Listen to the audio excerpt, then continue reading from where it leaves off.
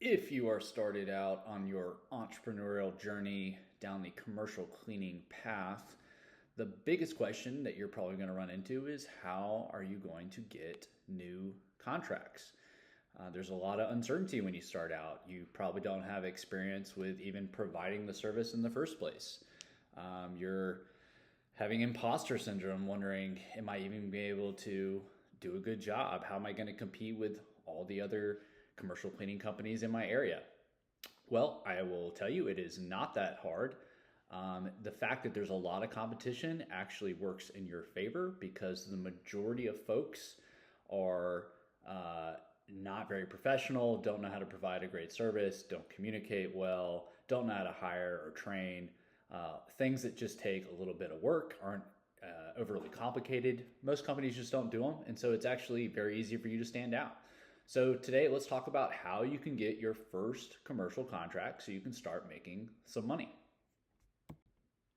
So, simply put, you cannot grow your business unless people know about it. Sounds super obvious, but so many people spend so much time setting up their business. They'll spend 2 weeks making their website, a week trying to create their company name and pretty logo, and tell all their friends and family about how great it is to be an entrepreneur, but they're not doing any of the work to actually tell people about their service so they can get accounts. Simply put, the more people that know about your business, the better, right? So if 100 people or 100 business owners know that my business exists, I might get two or three. But if 1,000 businesses know about my service, I might 10x that, right? So we achieve this by doing the marketing. And there's 50 different ways you can tell businesses about your service. But I like to break them down into these four categories. I read 100 Million Offers and Leads by Alex Hormozi. I thought it was really well done, and he simplifies it into four categories of marketing. And I think it just makes it easier for folks to wrap their head around what they can do and which ways might work best for them. Marketing is the most crucial aspect of your business. Marketing is the thing that generates leads. If you don't have leads, you don't have a business, right? Now, I will tell you, if you are one of those people that's very shy, reserved, and nervous about being able to get in front of a business owner and pitch why they should choose your business and go with your service, I'll let you know that if you can just generate a good amount of leads and you're better on the marketing end, if you just have a pulse and show up and dress nice and look professional, you'll still get contracts. So the most important part is just generating leads, because generating leads is going to allow you to close X amount of contracts every month. Remember, we talked about these contracts are continually paying us every single month, so that the more accounts we stack, the more money we make. If you don't have leads, your business will fail. As far as letting folks know about your business, you can either tell folks that you know, or you can tell folks that you do not know. So folks that we do know, that's warm outreach. There's two methods. We can either let our friends, family, and acquaintances know about the services you provide. This is difficult when you first start out, right? Personally, I don't know too many business owners that I can just go to and say, hey, I started a cleaning company. Can we start cleaning at your office? But some people do. And also, if you just know a few business owners, they sometimes will network with other business owners, know other entrepreneurs. And again, we're just trying to let as many people know about our service as possible. Another way is creating content to inform and educate your audience on the service you provide, much like what I'm doing here, right? The more people that see my stuff, the more people that know that I provide a consulting service to help folks get their commercial cleaning business off the ground. Warm outreach is more difficult in the beginning, like I said, because you're not established. You probably don't have a huge network of folks, and your business hasn't existed for any length of time, so you're not super confident in the service you provide yet, right? So it's really tough, but we need to get it out there. We need to let people know. I will say this: it is much more important to just start and learn by doing than trying to read books on marketing and going to marketing seminars or workshops. You'll learn everything you need to know by just starting to do it. You'll figure out the problems that you have and you'll start to solve them. And then you'll have that skill without having to spend tons of money on workshops and books and all kinds of videos that in the end are just going to delay you getting started. Cold outreach is what we're really going to want to rely on in the beginning, right? So we want to let as many people know about our service as possible, and we can do this by letting strangers know via cold email campaigns, cold calling. We can do direct mail campaigns, flyering, brochures. These are all simple, tried and true methods of getting new accounts, right? We don't need to reinvent the wheel. I know, like, you go online and you see these quote unquote gurus that tell you, there's a better way, just do this and that. Like, the reason why people call you and solicit and send you flyers in your mail is because it works. It truly works. That's how people get business. So you don't need to reinvent the wheel. You just need to copy what already works. Another method is increasing the likelihood that customers find your business online. This is very attractive for folks that are a little bit more shy and reserved. This is your SEO services, right? So, when I first got started, I met a few folks that were willing to do my web development and make sure that I'm optimized so that if a business owner in my area searches office cleaning Knoxville or commercial cleaning Knoxville, I show up at the top of the list. And it just obviously increases the likelihood that that customer gives me a call and asks for a quote. So really, really important that you find which method works best for you. Some people don't mind doing a ton of cold outreach, whether it's an email campaign if they're a little bit more techie, or cold calling if they really don't mind rejection or they've been in sales before. While some folks are a little bit more reserved and they want to rely a little bit more on SEO services. SEO does take a few months to really ramp up. It's not like you just day one optimize some keywords and all of a sudden your phone's ringing off the hook. It takes a few months for you to rank higher on Google. But what I suggest is attacking it from multiple angles. And within a few months, you'll figure out which method of marketing works best for you. And you can decide to double or triple down on that method to optimize the number of new leads that are coming in. So once we have folks reaching out to us, inquiring about our business and our services, or once we're reaching out to folks and getting a little bit of interest and trying to pitch our services to them, we need to be able to sell. We need to be able to close accounts if we want to make money. Now, I know a lot of folks are super, super nervous and have these negative connotations surrounding sales. You think the used car salesman or, the salesman in the retail store that won't leave you alone.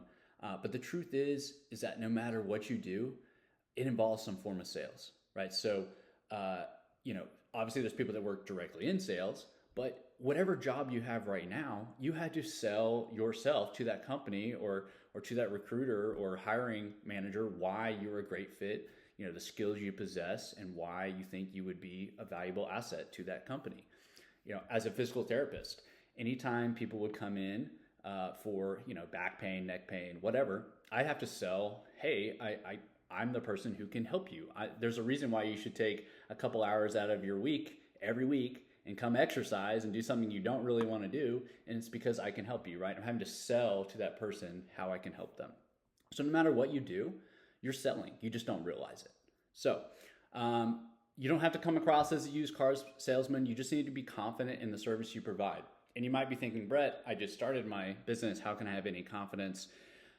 Have confidence that you're the type of person that's going to follow through on what you say you're going to do. Remember I said in earlier videos, commercial cleaning is very, very simple. It's general cleaning. We're dusting, vacuuming, taking out the trash, wiping down surfaces, mopping, dust mopping. These are all things you do at your house. You just are doing it on a little bit bigger scale.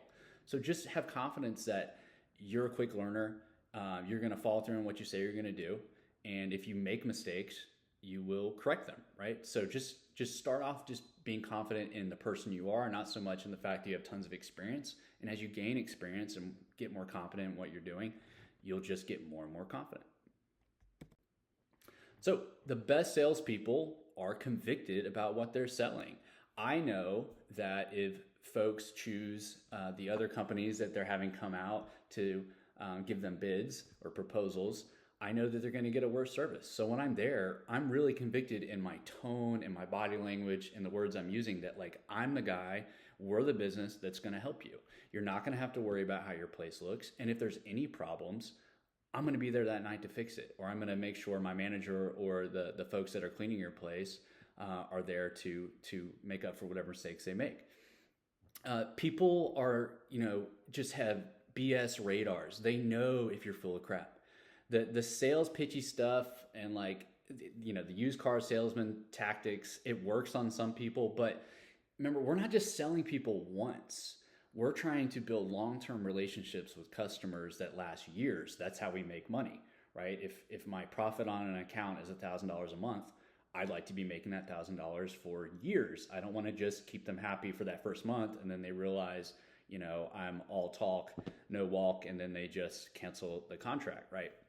So the rehearsed sales pitchy stuff, yes, you want to have a system for, what your selling points and what you want to touch on, but sounding super rehearsed and inauthentic or unauthentic and just it doesn't work. So come from a place of sincerity.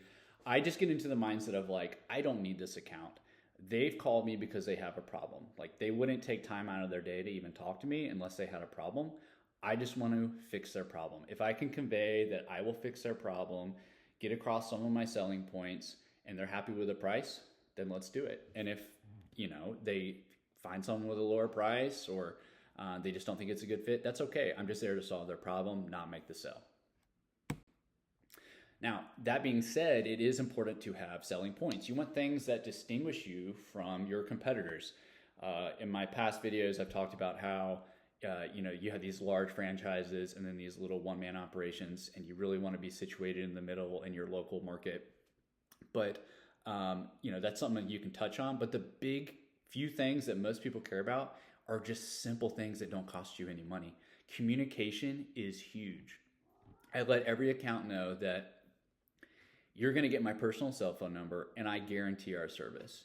And if we make a mistake or we mess something up, I or my manager will be there that night to make up for it. I let them know that we have systems for quality control, right? So this is my method. You can obviously customize it for your business, but every account that we start, we provide an initial deep clean.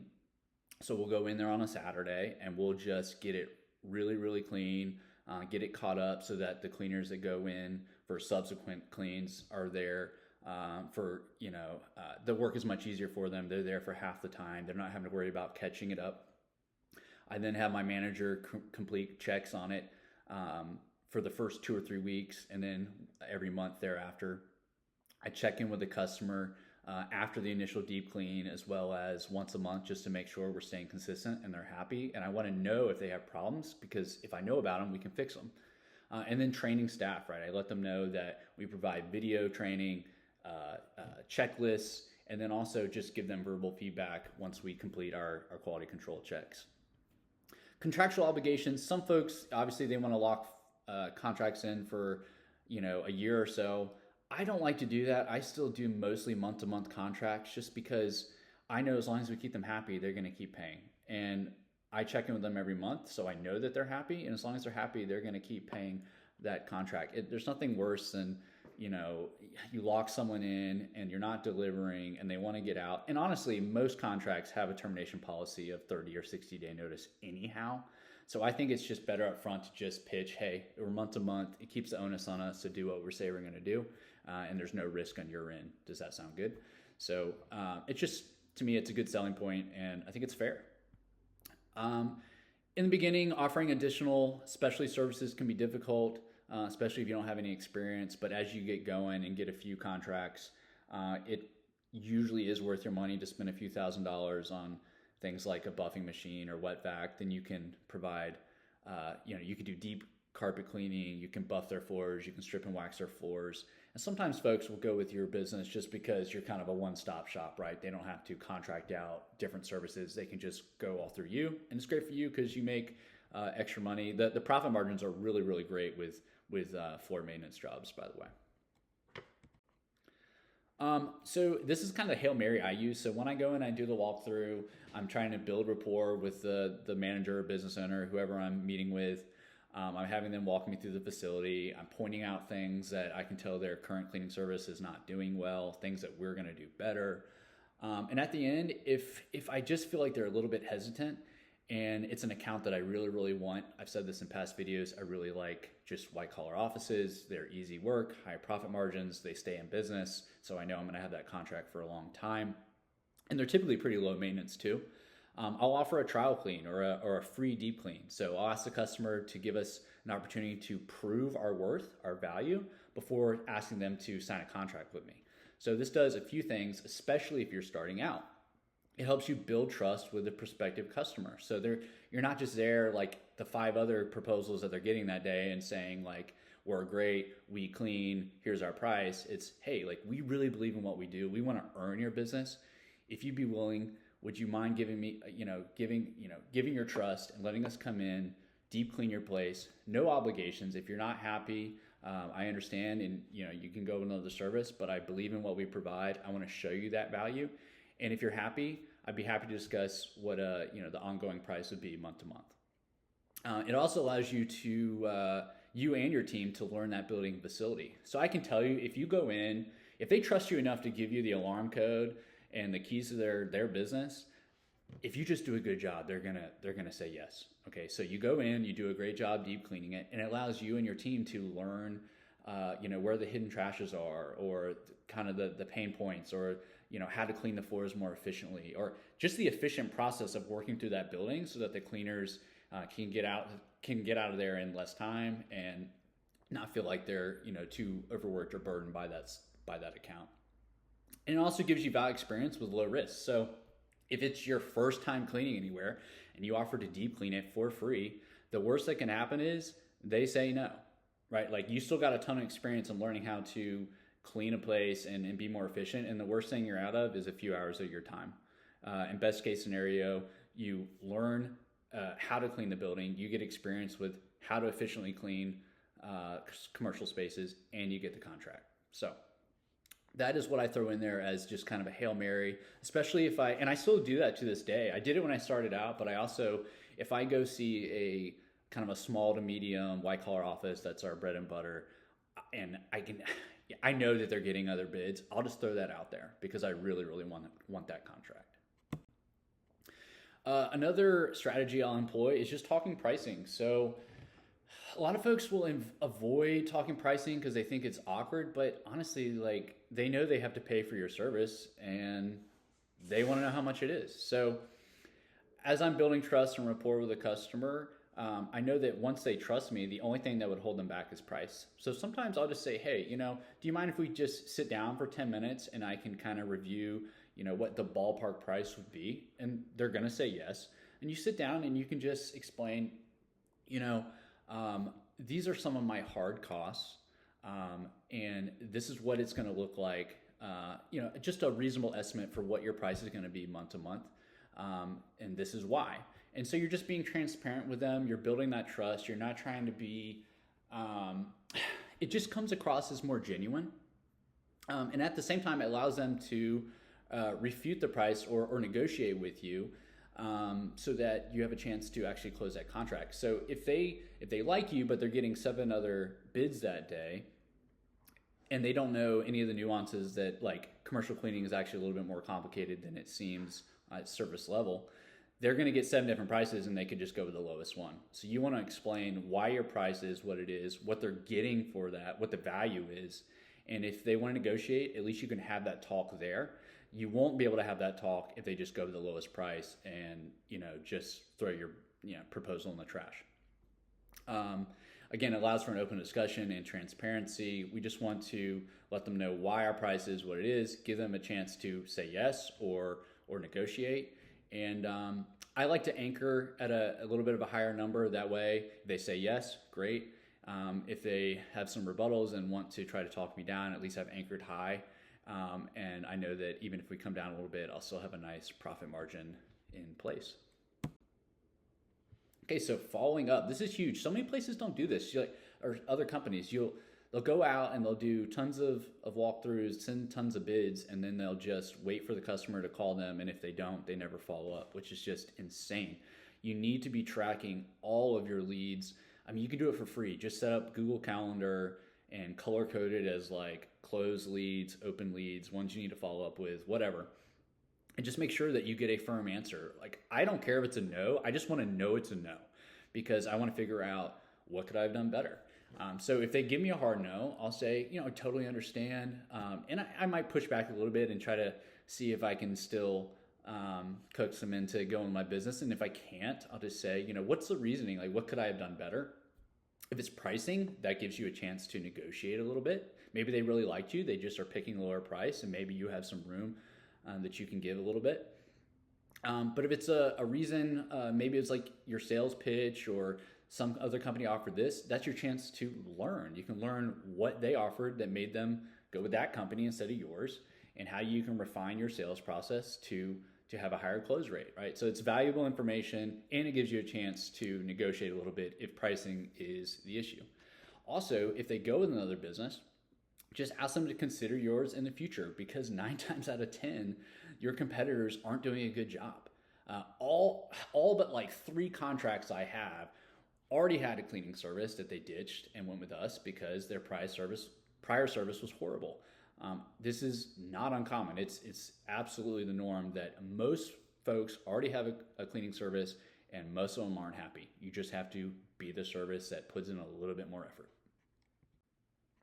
Okay, lastly, we really want to focus on lead generation. Again, I touched on this in the beginning, but do not spend weeks and weeks and weeks doing things that don't actually move the needle in your business. You need to be focusing on getting leads, right? Like, we don't need to be focusing on writing blogs for our website or making our logo a little bit prettier, or things that don't actually drive the business and bring in money. The way to make money is to generate leads, close contracts, and keep them happy for a long time. But it starts with creating leads, right? And again, if you just feel like, I'm super shy, reserved, I'm nervous, I'm not a people person, I'm not good at selling, I promise you, if you just focus on the marketing aspect, you'll still get lots of leads. And even if you are terrible, and you are probably much better than you think you are, and you don't appear as nervous as you think you do, you will still close accounts if you just show up, shake their hand, look them in the eye, and ask for their business. I promise you. So focus on getting leads. Don't fear rejection. It's unavoidable. Places are going to say no. More places are going to say no than yes. You'll get used to it. It's not personal. And honestly, the rejection will just help you hone in your sales process once you get some feedback, and set clear goals. So I've always noticed that sometimes I might go 2 months where I don't close as many contracts as I like, or I don't get as many leads that I like. And it's usually because I've gotten a little bit complacent. Maybe I rely too much on SEO and I'm not following that up with cold outreach, or I need to make sure I'm following up on every single lead. Just don't get complacent. Have clear numbers that you're trying to hit every quarter or every 6 months, so that it keeps you motivated to keep doing the things that you need to do to grow your business. So hope this helps, guys. I'm Brett with Clean Consults. Hope you like the content. I'm going to keep putting stuff out every week or so. And best of luck on your entrepreneurial journey. Thanks.